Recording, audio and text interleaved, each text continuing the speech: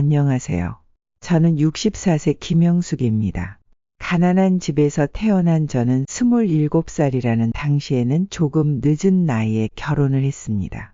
연애를 하지 못한 저는 어머니의 소개로 맞선을 봤습니다. 첫인상이 좋았던 남편은 저를 마음에 들어했고 결혼은 빨리 이루어졌습니다. 남편의 집도 가난해서 남편의 벌이를 매달 시댁에 보내드려야 했습니다. 그 시대에는 모두가 그렇게 살았기 때문에 저는 당연한 줄 알고 살았습니다. 쉴 틈 없이 움직이며 살았던 저는 삶의 무게가 무거웠지만 아이들을 보며 힘을 얻었습니다. 저는 생계를 위해 매일 아침부터 저녁까지 부업을 하며 아이들을 키웠습니다. 가난한 집에서 자란 남편은 항상 대박을 꿈꾸며 하루를 보내는 사람이었습니다. 그날도 저는 주방에서 아이들에게 먹일 저녁을 준비하고 있었습니다. 그런데 갑자기 밖에서 경적 소리와 함께 환호성이 들렸습니다. 여보 나와봐. 우리도 드디어 차가 생겼어. 남편이 문을 열고 들어오는데 그는 온 세상을 다 가진 듯한 미소가 가득했습니다. 자동차 말하는 거야? 남편은 신발도 벗지 않고 저의 손목을 잡아 끌며 밖으로 나갔습니다. 집 밖에는 번쩍이는 검은 세단이 서 있었습니다. 눈이 휘둥그레진 아이들은 차를 만지며 아빠를 바라보는 눈빛이 말 그대로 영웅을 보는 것 같았습니다. 멋있지? 사업을 하려면 번듯한 차 하나 필요할 것 같아서 샀어. 가오가 있어야 계약도 따내지. 차값은 어떻게 해결했어? 대출 받았어. 이제 곧 계약 따낼 테니 금방 갚을 수 있어. 그 말에 제 얼굴은 굳어졌습니다. 우리 가족도 행복해질 날이 머지않았어. 나만 믿어. 아이들은 차에 타 신나하며 우리 아빠 최고를 외쳤습니다. 하지만 저는 남편의 뒷모습을 보며 한숨이 나왔습니다. 갚아야 할 빚만 늘어나는 현실이 뼈저리게 느껴졌기 때문입니다. 그날 밤 저는 남편과 단둘이 이야기를 나누었습니다. 여보, 이건 아니야. 지금 우리 형편의 차는 감당이 안 돼. 왜 그렇게 부정적이야? 세상을 좀 긍정적으로 살아. 긍정적으로 생각한다고 빚이 해결되지는 않아. 집 대출도 있는데 또 빚을 내서 차를 사면 어떡해? 우리 앞에 있는 빚부터 해결해야지. 넌 너무 걱정이 많아. 그렇게 살다간 병난다니까. 나만 믿고 기다려. 그 말을 들으면서 저는 깊은 좌절감을 느꼈습니다. 남편의 낙관적인 태도는 현실을 무시하는 무책임한 행동으로 밖에 보이지 않았습니다. 며칠 후 대출이자 통지서가 집으로 날아왔습니다. 저는 그 종이를 손에 든 채 한참 서 있었습니다. 한숨과 함께 걱정의 무게가 더해졌고 이대로 가다가는 파산의 길로 접어드는 것이 아닐까 두려움이 엄습했습니다. 그러나 남편은 여전히 태평했습니다. 저녁 식사 자리에서 남편에게 통지서를 보여주자 그는 빙그레 웃으며 말했습니다. 이 정도로 겁먹으면 사업 못해. 걱정 마, 곧 해결될 거야. 그 말에 저는 쌓여왔던 불만이 폭발했습니다. 대체 언제 해결된다는 거야? 계속 빚만 늘리다가는 가족들 나앉을 수 있어. 그만 좀 하자. 조금만 기다리면 다 잘 될 건데 왜 나를 못 믿어? 못 믿는 게 아니라 현실을 직시하라는 거야. 그날 밤 남편은 불쾌한 얼굴로 잠자리에 들었고 저는 홀로 주방에 앉아 서류를 정리하는데 한숨이 절로 났습니다. 남편의 무책임한 행동이 원망스러웠지만 가족을 위해 제가 감당해야 할 몫이라고 생각했습니다. 끝이 보이지 않는 남편의 무책임에 저는 얼마나 버틸 수 있을지 알 수 없었습니다. 결국 남편은 차 대출금을 갚지 못해 1년이 되기 전에 차를 팔아야 했습니다. 그리고 우리 가족은 전셋집에서 나와 단칸방 월세로 이사를 해야 했습니다. 남편은 사업에 실패하고 공장에 취직해 일을 시작했습니다. 당시에는 주 6일제 근무로 주말에도 수시로 나가 일을 해야 했습니다. 저는 부업을 하면서 아이들을 키웠고 남편은 주말도 없이 일하면 빚을 갚아가고 있었습니다. 그날 오후 집 밖이 소란스러웠습니다. 집에 있어? 저는 깜짝 놀라 문을 열었더니 격앙된 얼굴을 한 집주인이 서 있었습니다. 아줌마가 우리 집 연탄 훔쳐갔지? 네? 연탄이요? 무슨 말씀이세요? 집주인은 팔짱을 끼고 눈을 흘기며 큰 소리쳤습니다. 며칠 전에 사다 놓은 연탄이 없어졌단 말이야. 아줌마가 가져간 거 아니야? 저는 너무 억울해서 말이 나오지 않았습니다. 제가 왜 남의 연탄을 가져가겠어요? 저는 연탄을 훔치지 않았어요. 그러나 집주인은 제 말을 듣지 않았습니다. 아줌마 월세도 밀리고 힘들어했잖아. 당신 아니면 누가 훔쳐가겠어? 증거도 없이 사람을 도둑으로 몰면 안 되죠. 저는 훔치지 않았다고요. 방에서 이 상황을 지켜보던 아이들은 겁에 질려 있었습니다. 증거가 없다고 범인이 아닌 건 아니지. 확실히 밝힐 테니 각오하고 있어. 소란 끝에 집주인은 돌아갔지만 저는 서러움에 눈물이 왈칵 쏟아졌습니다. 남편이 집에 돌아온 것은 늦은 밤이었습니다. 옷에 기름때가 묻고 피곤한 기색이 역력한 그를 보며 화를 낼 수도 없었습니다. 저는 이번 억울한 일을 남편에게 알리지는 않았습니다. 저는 아이들에게 제대로 된 한 끼를 먹이는 것도 힘든 나날이었고 동네 사람들에게까지 의심받는 처지가 되었습니다. 그날 밤 잠을 이루지 못하고 앉아있는 저에게 막내 아들이 작은 목소리로 물었습니다. 엄마가 연탄 훔친 거 아니지? 아니야, 엄마는 연탄 훔치지 않았어. 걱정하지 않아도 돼. 그 말을 하는 제 목소리는 떨리고 있었습니다. 아이에게까지 의심받아야 하는 현실이 참담했습니다. 그 이후로도 연탄 사건은 동네에서 회자되었고 저는 마치 죄인처럼 고개를 들 수 없었습니다. 연탄 창고를 지나칠 때마다 집주인의 눈총이 느껴졌습니다. 그러던 어느 날 동네에 새로운 소문이 퍼졌습니다. 주인 집의 창고 옆에 사는 다른 세입자의 아이가 자주 갖고 놀던 장난감이 연탄 창고에서 발견된 것입니다. 집주인은 이 장난감을 들고 세입자 집에 찾아갔고 연탄 도난 사건의 진범이 밝혀졌습니다. 그 집 아이들이 연탄을 갖고 놀다가 집으로 가져간 것이었습니다. 이 소식을 들은 저는 힘없는 사람이 제일 먼저 의심받는구나라는 생각이 들면서 다시 억울한 생각이 들었습니다. 집주인은 진범이 밝혀졌지만 저에게 사과 한 번 하지 않았습니다. 따지고 싶은 마음이 컸지만 세입자였던 저는 차마 찾아갈 수 없었습니다. 그 이후로도 가난에서 벗어나기 위한 몸부림은 계속되었지만 벗어날 수는 없었습니다. 우리 가족은 수차례 이사를 해야 했고 저는 이사를 안 하는 것이 소원이었습니다. 세월은 지나 첫째 딸이 성인이 되었습니다. 첫째 딸은 대학교에 붙었지만 등록금을 낼 수 없어 좋은 대학은 포기하고 장학금을 받을 수 있는 대학교로 낮춰 입학했습니다. 그날도 쌀통에는 쌀이 없었습니다.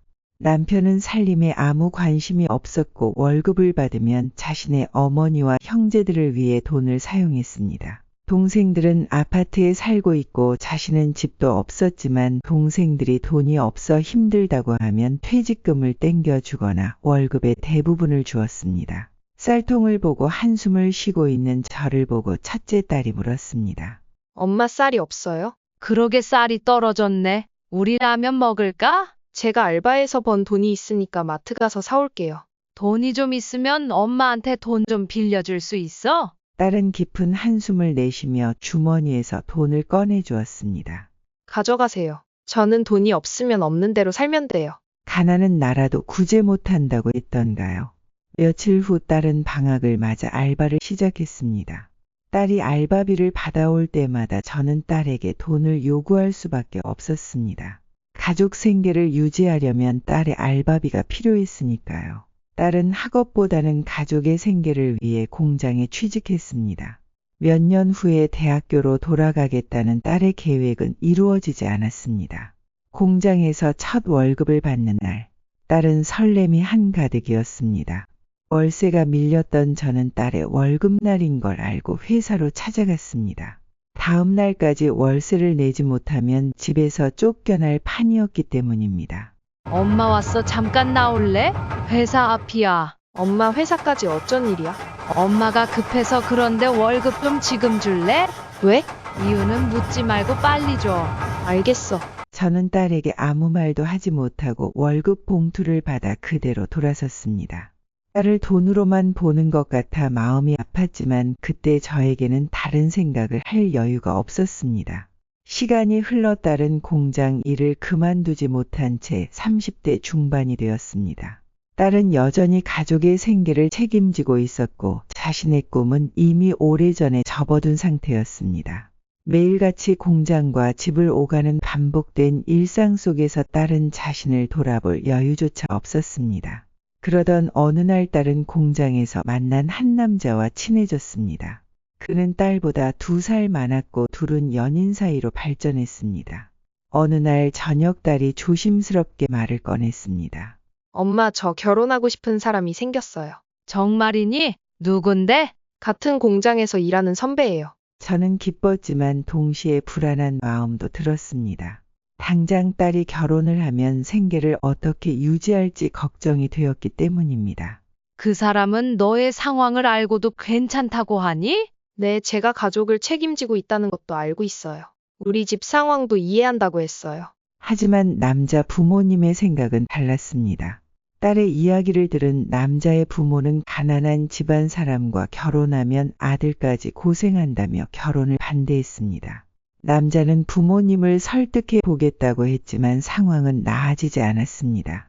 남자의 부모님은 딸이 가진 빚과 가족의 생계를 떠안은 것을 받아들일 수 없었습니다.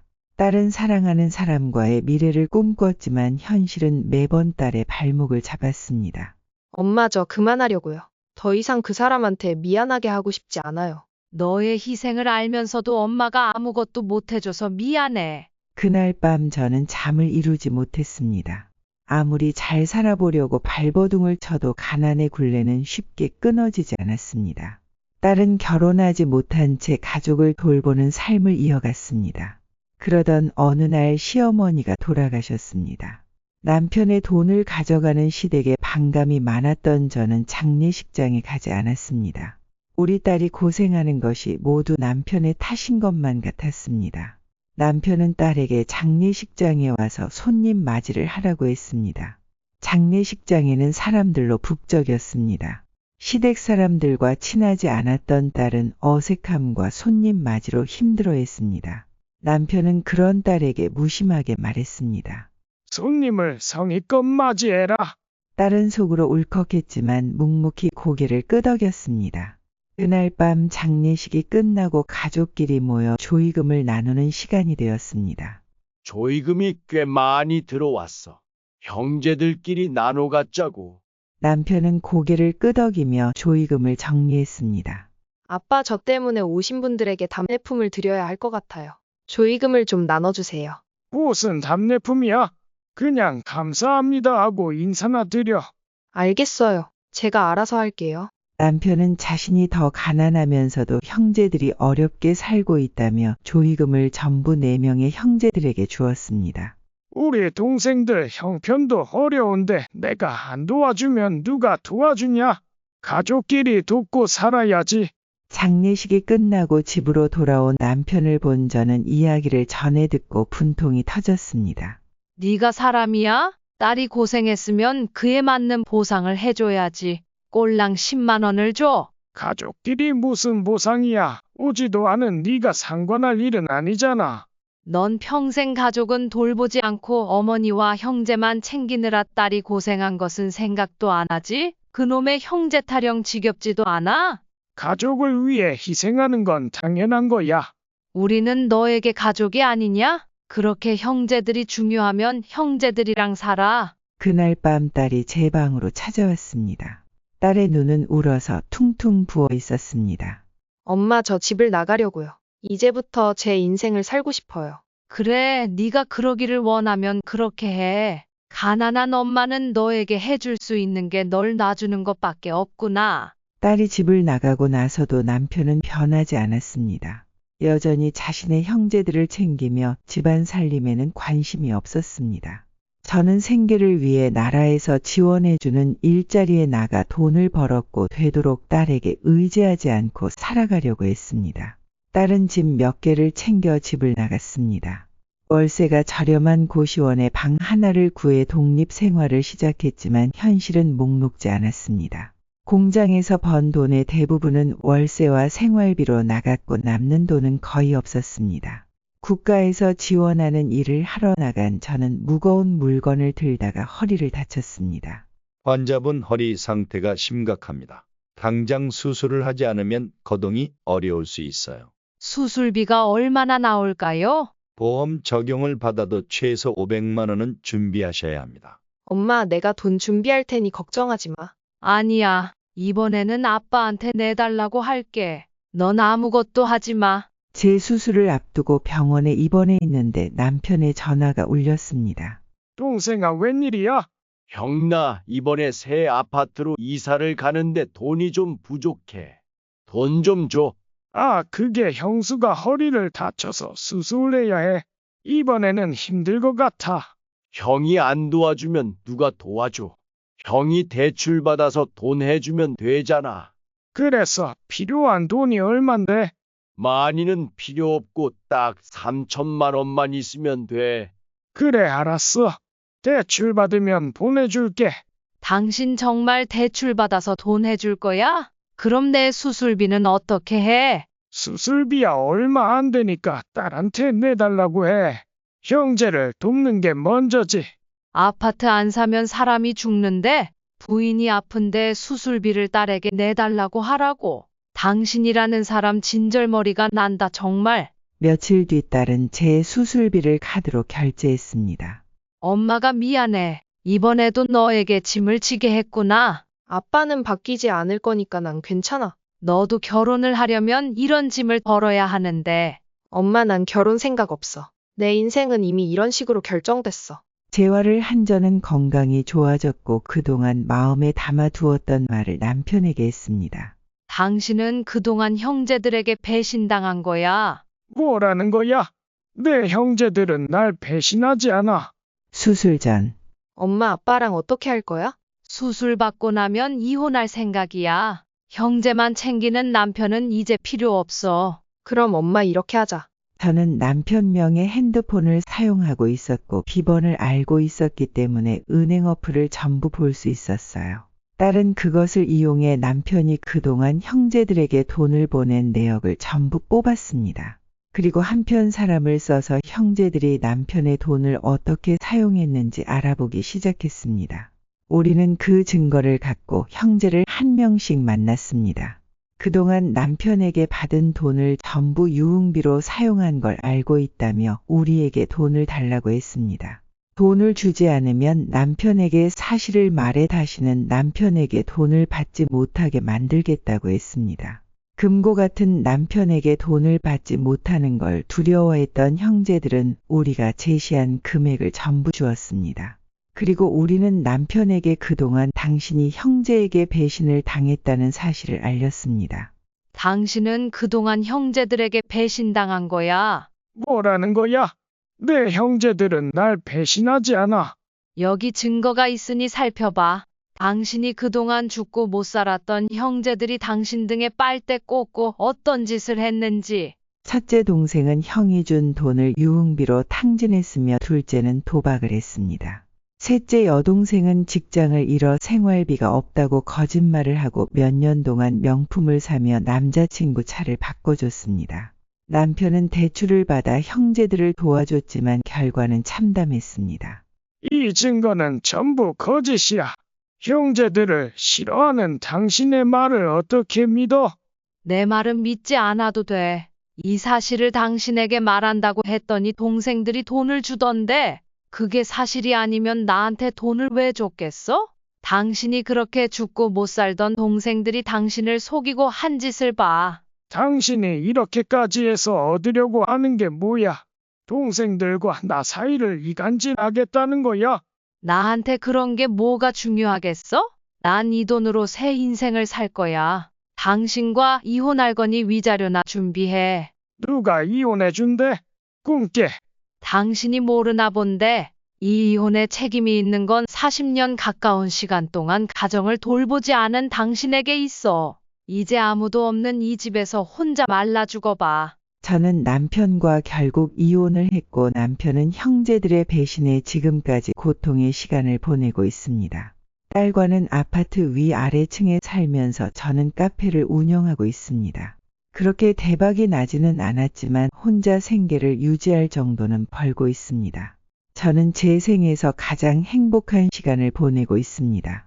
저는 옛날 사람이라 견디는 것만이 미덕이라고 생각했습니다. 하지만 지금은 도망칠 수 있을 때 빨리 도망치는 것이 현명하다고 생각합니다. 끝까지 들어주셔서 감사합니다.